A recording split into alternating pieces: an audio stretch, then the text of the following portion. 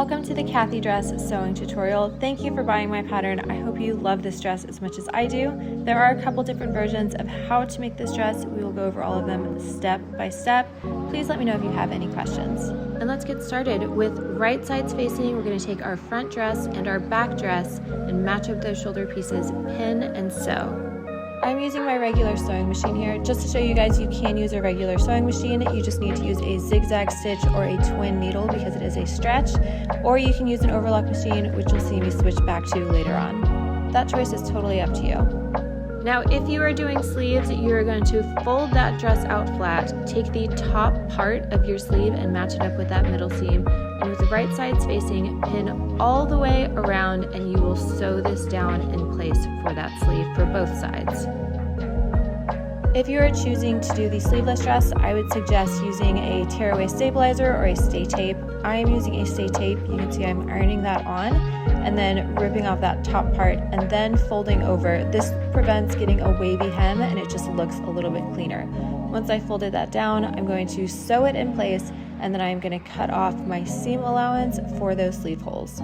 Now all the instructions are the same for the sleeve or the sleeveless. The only difference is we are going to sew all the way down, but only from the armpit to the bottom on a sleeveless.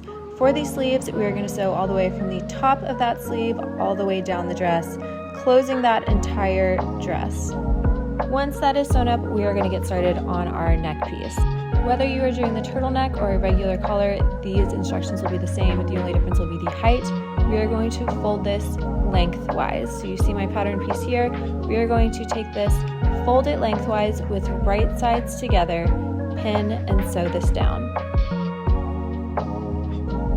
Once that's sewn down, you'll see I have my piece here. We are going to fold that with the wrong sides together and you'll see it kind of starts to look like a collar. You do have the option to do a base stitch for your bottom. I did not do a base stitch, but if it makes you feel more comfortable sewing it, you are welcome to. Also, I'm evening out those seams, making sure it's folded correctly here.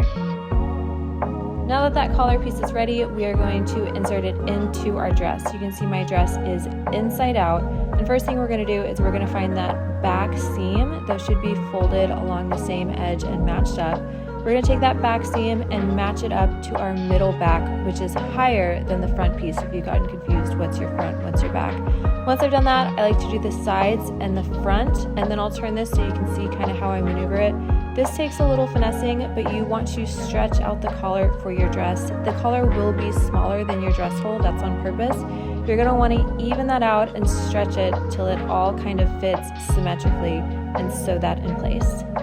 Once that is done, you have pretty much completed your dress. So you have a couple different options from here. Because it is a knit or a stretch fabric, it won't fray. So you can just leave this raw, or you can hem it.